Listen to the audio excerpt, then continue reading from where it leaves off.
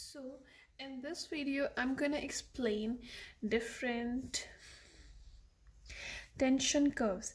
Active tension, we have passive tension, we have then total tension. Now first of all we're gonna look at what these tensions are.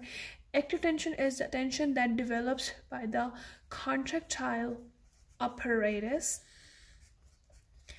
Passive tension is which is developed by the elastic system of the muscles. ठीक है, elastic apparatus, I'm going to call it an elastic apparatus. And total tension is a tension which is developed both by the contractile as well as elastic apparatus Now we're gonna assess what these graphs actually looks like. So if I say this is actual, let me just extend a bit more. Okay, if I take on x-axis length of sarcomere, and if I take on y-axis tension developed.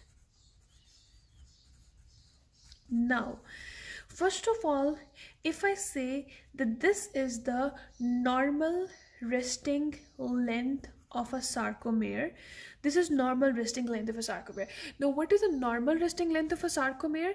Is that, for example, this is what we have myosin, okay, and this is what we have Z discs, and this is actin filament.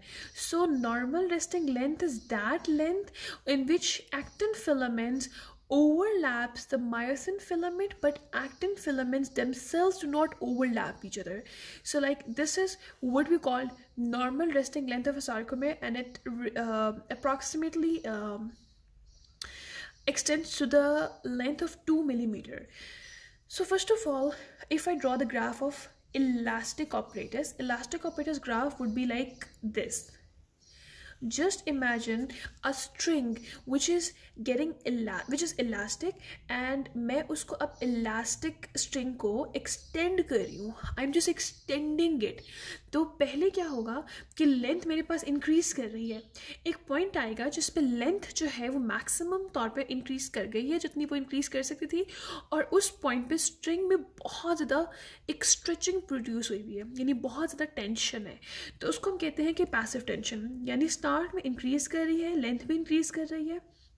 एक point आ रहा है जिस पे हमारे पास length जो है वो अब फर्दर इंक्रीज नहीं हो सकती, वो एक पॉइंट तक स्ट्रेच हो चुका है, उसके बाद वो फर्दर इंक्रीज नहीं हो सकती. तो उस टाइम पे उस स्ट्रेच स्ट्रिंग को हम कहते हैं कि वहाँ पे टेंशन मैक्सिमम है.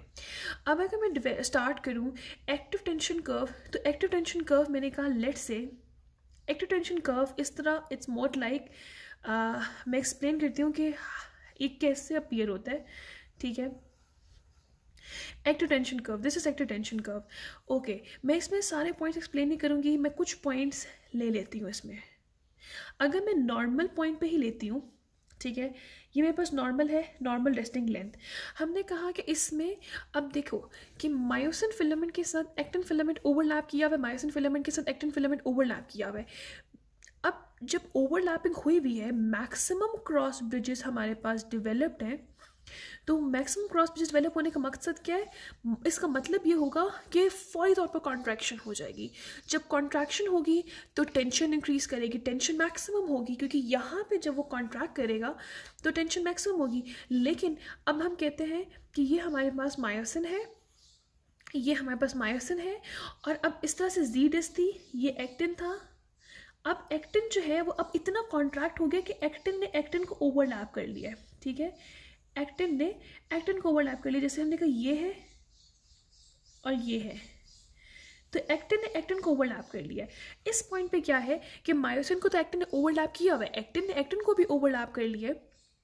तो हो क्या रहा है यहाँ पे? अब यहाँ पे मायोसिन कहेगा भाई मेरा तो काम हो चुका है, ठीक है, मैं मैक्सिमम तौर पर जितना कॉन्ट्रैक्ट हो सकता था हो चुका हूँ, जितनी मैं जी डिस्क को क्लोज ला चुका हूँ, अब मैं फर्दर कॉन्ट्रैक्ट नहीं कर सकता. तो मैंने कहा यहाँ पे लेंथ तो सार्कोमेयर की बहुत कम है, ठीक है, लेंथ बहुत कम है और साथ टेंशन भी बहुत कम है. टेंशन भी बहुत कम है। तो टेंशन यहाँ ये ग्राफ ये वाला पॉइंट होगा कि टेंशन भी कम है, लेंथ भी कम है। अब फर्दर क्या होगा, अब इस पॉइंट की बात करते हैं जहाँ पे ये डिक्रीज स्टार्ट हुआ है, ये डिक्रीमेंट ग्राफ में स्टार्ट हुआ है।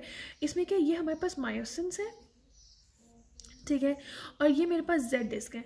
ना जेड डिस्क ने एक्टिन, ना मायोसिन के साथ एक्टिन फिलामेंट ओवरलैप हुआ है, ना एक्टिन एक्टिन के साथ ओवरलैप हुआ है, तो यहाँ पे तो टेंशन है ही नहीं, टेंशन वापस जीरो है। तो ये पॉइंट ये हो जाएगा, और ये वो है पॉइंट जहाँ पे ये चीज़ स्टेट अचीव हो रही है। सो ये एक्टिव टेंशन का कर्व है। एक्टिव टेंशन कर्व वो होता है जो कॉन्टेक्टाइल ऑपरेटर्स, यानी हमारे पास क्रॉस ब्रिजेस इसमें इन्वॉल्व हो, जिसमें हमारे पास क्रॉस ब्रिजेस इन्वॉल्व हों।